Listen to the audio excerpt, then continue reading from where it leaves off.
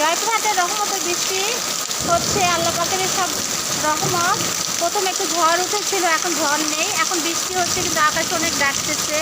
এতটা গরম ছিল, আল্লাহ রহমতের বৃষ্টি দেওয়া মাত্র দুনিয়াটা মনে হয় একবার ঠান্ডা হয়ে গেল। সবই আল্লাহ পাকের ইচ্ছা। আল্লাহর কাছে লাখ লাখ শুকরিয়া আদায় করি এর জন্য।